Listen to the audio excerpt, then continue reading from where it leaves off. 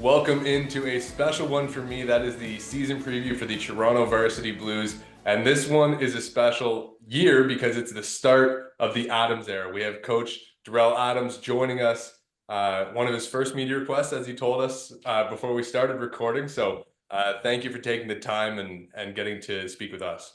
My pleasure. Thanks for having me. And I've been putting these off for quite some time, saying no to folks, just focusing on my team in the season. But I know sitting in the seat now, I'm going to have tons of media requests. So why not start with one of our alumni, Wade, who was played here in the early teens. So welcome, Wade. I appreciate it. So let's start. Let's start with the defensive side of the ball, since I know a former coach of Connor and I is still there with Bob Mullen, and it's your side of the ball as well. So a lot of guys returning in the secondary. Owen Casey being one of the team captains and a guy that's played a lot of reps. How does this secondary kind of build out and almost play like back front in your defense this year?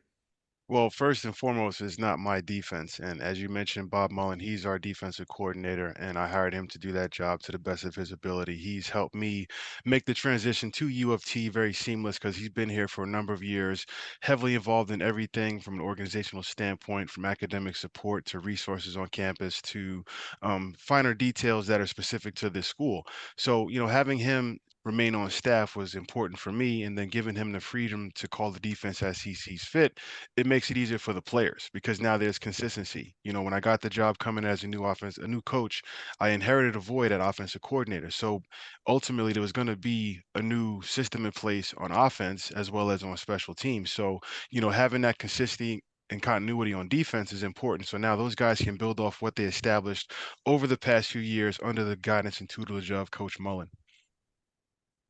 And as like he's been there for, I guess, what, 6 years now. He's had a lot of these guys from the start to the end. With you being there from the spring to now, how have you seen in your short time just that jump and growth under the new coaching and Mully's old style?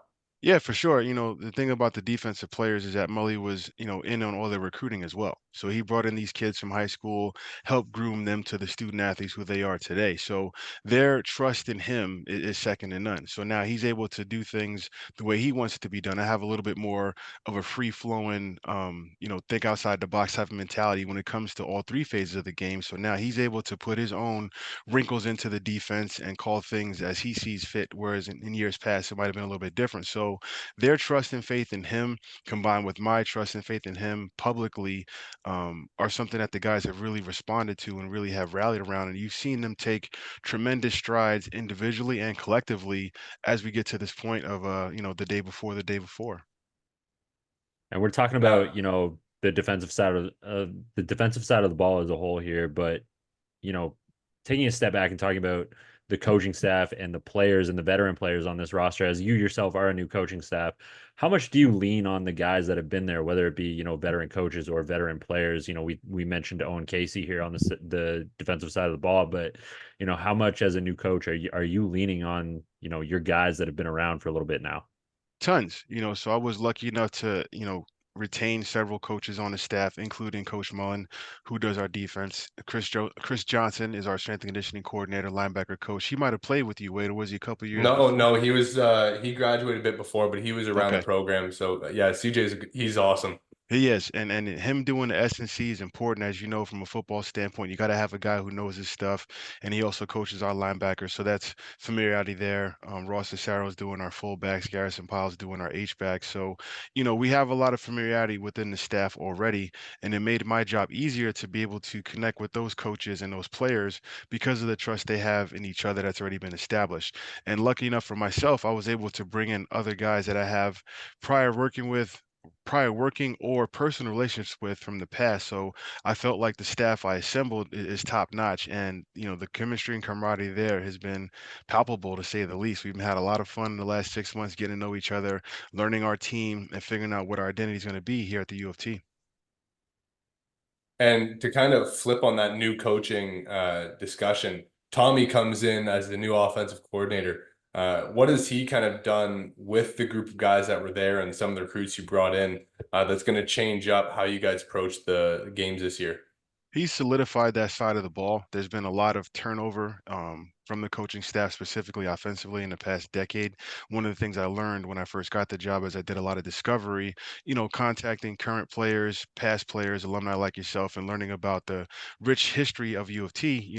Solidifying the coaching staff was priority number one. So bringing Tommy in, who's young, hungry, up and coming. He's really worked hard the past 10 years that I've known him, from having recruiting him back at Carleton when he was a player to watching him grow over the past few years as a coach. I knew that he was committed to being here for the long haul. He's not looking to use this opportunity to springboard into another one. So he's a guy that's going to be around, for the foreseeable future in my eyes, and based on what he told me and the players. So having a guy that wants to be here long term to take time to build this thing properly was important. And then filling in the gaps around, the offense there with quality guys like Jamie Cook, coaching quarterbacks, and Matt Deans, who's coaching receivers. So just building off what's in place and finding the right pieces of the puzzle that fit appropriately. And it's worked out great. Now, as you guys have gone through that, obviously quarterback position is an important one for you guys. What has the competition been like in that room? And as you guys shape up for Waterloo, don't worry, we're getting there. We're getting to the Waterloo piece. But Yeah, for sure. For for sure. the quarterback room, how has that competition gone this year? The QB room is like every other room in the organization. It's up for grabs. We have several guys that are competing for that top spot, and we've given equal opportunities to everybody. From player one to player 104. So everybody's having opportunities to get on film to showcase what they can do, whether it be in our system stuff, on scout team, special teams. So it's a battle, and on Sunday we'll unveil who's going to be the starter. And I guess the running back room, you get a lot of talented players back. One being Lucas Stoikos. Uh, Obviously, being at Waterloo for so long, people kind of associate you with Coach Bertoy as like dying on the hill of running the football. How are you guys and Coach Tommy going to kind of attack the run game this year? Well, the key to success offensively is establishing a run. Hmm. We're lucky to have a nice committee of running backs, and we're looking to, utilize all of them to best of their ability. We have guys that can be gap runners, guys that can be zone runners, guys that can catch the ball out of backfield, guys that can protect. So we're trying to create a football factory here at U of T, and maximizing guys' abilities to do multiple things and bring multiple opportunities to the team, but you have to run the ball. And that's key. You want to keep defenses off balance. You want to control the clock. You want to protect the ball. You want to get first downs and touchdowns. And you're right. Having spent the last 9 years with Coach Bertoya, learned a lot. He prepped me for this job, and I'm looking forward to going out there this coming Sunday. All right, Coach. We're talking about it a little bit here. We're not going to quite get to week one just yet, but we know the storyline is that you are coming from the Waterloo football program. You are now taking over as head coach with the Varsity Blues. So how much of what you have learned under Coach Bertoya at Waterloo is coming with you, and how much of it is coming into your own and building your own scheme, building kind of what you want to do now with full control, or I guess full control as can be with this Toronto program.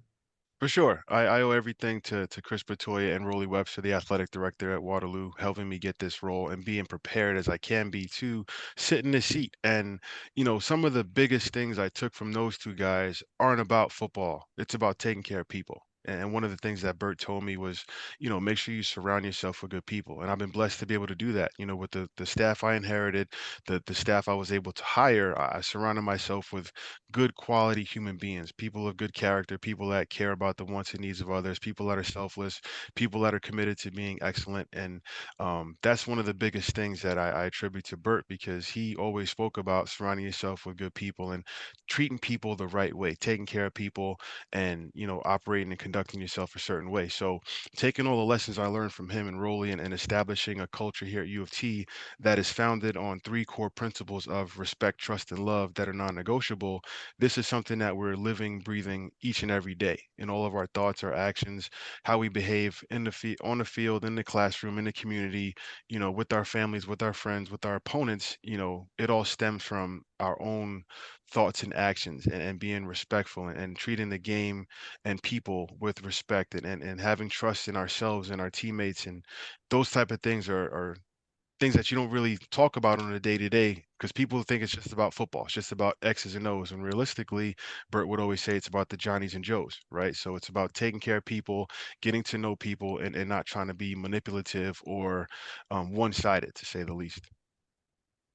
And as you have kind of built that, how do you go about like the non-negotiables?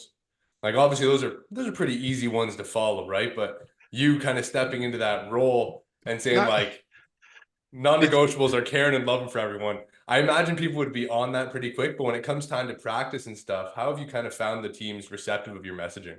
It's easy to say, it's harder to do, and it's harder to do consistently and repeatedly, right? Mm, So clearly defining the expectations, clearly defining the standards, and making sure that number one, myself as the leader is embodying that.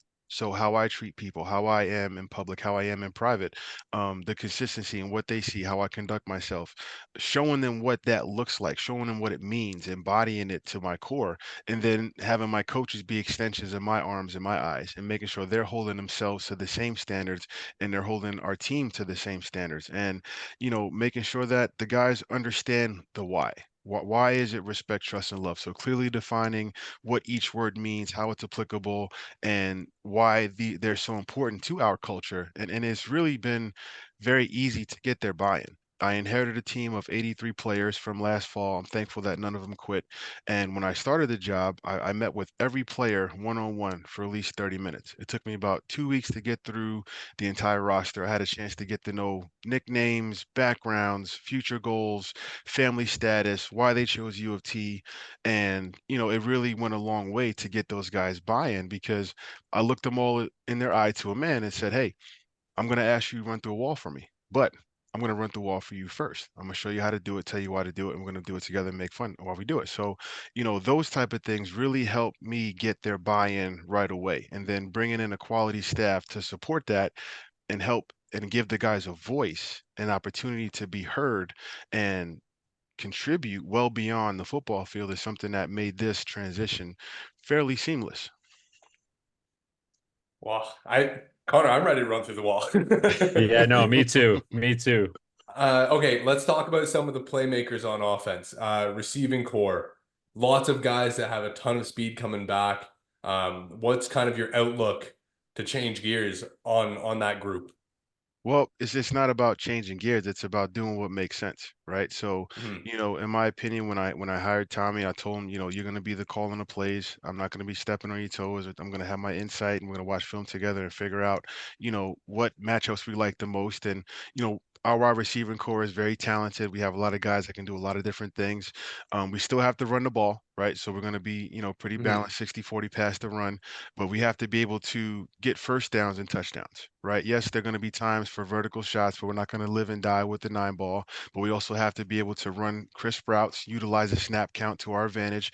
We have to be able to figure out, coverages, so pre-snap motions. We have to be able to identify mismatches, so formational changes, things like that. So it's a matter of number one, what can our guys do?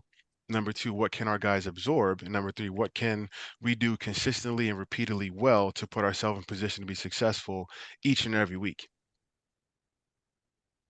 Awesome. And I guess all of that kind of hinges, even the run game, on the big men up front. Now, U of T's got a really good young player who's coming up through the ranks. What's that group of five been like through camp? And how have you kind of seen them come together as a unit? O-line is, yes, in the past I was a defensive lineman, and now as a coach, the O-line is always my favorite group. When I was doing strength and conditioning at Carlton, having a chance to work with the entire team, I really bonded with the O-line because they're a different animal. They're just always easygoing. They're always very personable. They're always tight knit. You look at the strength of any good football team, it starts with the offensive line, and I'm proud to say our group has come a long way. It was a bit of a patchwork in the past. The guys I inherited, they were scratching and clawing, trying to find their way, and bringing Coach Tommy in has really helped solidify that group's core chemistry and camaraderie and their unity and their ability to operate as one. We talk about the O line being five Mhm. as one. The most selfless players on the team, the guys that don't get any of the glory in the media, but the first one to point the finger at if there's a false start or a hold. And Bert always talked about, you're not you're not fat pigs, you're big boned athletes, and that's something that I really embrace because they're people too. They have feelings, they have thoughts, their emotions, and they're a very important piece of a successful football program. So, really loving the group that we have, the energy, the attention to detail, the commitment they have to their craft, to learning yet another offensive scheme with another offensive line coach. So it's a testament to their um, willingness to learn and adapt and adjust and be the best possible versions of themselves. All right, coach. I think we pushed the question off here long enough. We've teased it a little bit. We've alluded to it a little bit, but week one, going back to Waterloo, gonna go play Coach Burt and those Warriors. Just talk about the feelings going to that game. What is that one gonna mean to you taking on, your old school as a brand new head coach here? It's going to be very emotional. But lucky enough, I've already been back twice. We had a seriously, so you know, when I got the job in January, they invited me back to their annual team banquet. So I had a chance to say farewell. They gave me a great send off, and it was a very Yep. emotional night. So I was back then, and then I was back again because the Waterloo Warriors hosted the East West Bowl. Yep. So I was back Yes. around campus all week and interacting with guys. So I know game day is going to be a little different, but the fact that I've already been back twice is going to take some of this thing off. But now going into a game situation, wearing blue and white versus black and gold, I know at some point I'm going to have a little bit of a moment, but I'm not going to let it get the best of me. It's a business trip, like I told my guys, and we're going to go play win. That's what we're trying to do, trying to win the game. Now, before we get to the end of camp, I mean, you guys had the chance to have joint practice with the Laurier Golden Hawks. What was that like for you? Obviously, you guys had a close relationship with Laurier when you and Bert were at Waterloo. Now you get a chance to kind of go back with Toronto. What was that like for your young players and for you guys as a new coaching staff? It was a great day overall for the program. As soon as the schedule was released and we saw that we didn't play Laurier or Queens, I called Mike Falls, the head coach of Laurier, and said, "Hey, listen, if you're interested, we'd love to come to your place for a joint practice in the fall, just because, they're returning all 12 starters on offense. They're going to be very dynamic. They're going to compete for the Eighth Cup. They're the cream of the crop. And there's no better place to play than their backyard, especially this time of year when you have a sideline littered with CFL alumni, all shouting and scratching and clawing and making that energy there. So taking my young pups out there, to compete, I was so proud of them coming out of it because they didn't back down. We talked about, not flinching and just going in there, playing our game, playing free. And it was a great learning experience because first and foremost, we had a lot of adversity out the gate. There's tons of construction happening downtown Toronto. It's very hard to access our facility right now. So the buses were late by half an hour. We got to the stadium right before we could walk on the field. So we had a shortened warm up time. It was hot as hell. And then it started raining. So we had a chance to work with some wet footballs in a very hostile environment. And it was a great day. So we learned a lot. And it was a perfect dress rehearsal for what's coming this Sunday because now we get to get on the bus again, have a nice pregame meal, hit to the same city. It is a night game. So we've been prepping for that all camp. And I really like our chances. I really do. That's awesome. And I'm guessing that the buses are booked for a half hour earlier now that Yes, you've had yes. the dressing. They're bringing the buses are bringing breakfast, so we're good. Awesome. With that being said, coach, I mean, we've talked about everything, I mean, imaginable from the defense, the offense to you guys as a staff. Um, what are kind of the expectations? I know you talk about show up and play to win all the time and don't flinch. What are your kind of expectations for this group? I mean, your first group with the Toronto Varsity Blues. The expectations are to win a championship. I'm not going to sell it any short. We're working towards each and every day being champions, trying to win every day, whether it be in the classroom, making sure we're studying, we're staying, uh, passing all our classes, staying eligible to play, staying on track to graduate, whether it be getting out in the community, being involved in this great city of Toronto, stepping outside of our comfort zone, and most importantly, on the football field, trying to win your one-on-ones, trying to win your indies, trying to get better, putting yourself in position to be successful. So this is the first step in our journey. I'm looking forward to having some adversity, see how we respond when the lights go on, going into a hostile environment on the road, a game that we have a very good chance of winning. It's a matter of putting it together, figuring out who we are from an identity standpoint, maximizing our strengths and taking away our opponent's strengths. That's fantastic. And with that being said, I think we are ready to go for week one. Coach DA, thank you so much for being a part of this. Thank you for joining us, and best of luck in your inaugural season as head coach of Toronto. Appreciate it. Means a lot. Looking forward to a great year. First of many. With that being said, Coach DA of the Varsity Blues.